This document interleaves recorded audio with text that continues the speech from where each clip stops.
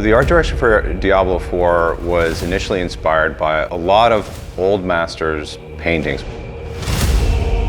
We wanted to make something that felt like a gothic medieval masterpiece. Hieronymus Bosch, I think he was one of the first painters that I ever saw in my art history class that really had this darkness in his work.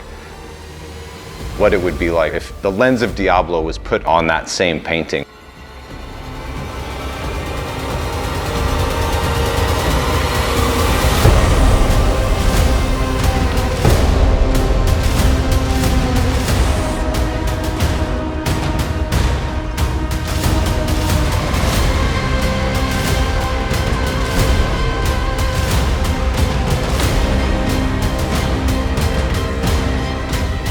Diablo is this story about angels and demons and human beings sort of caught in the middle of this epic war, the eternal conflict.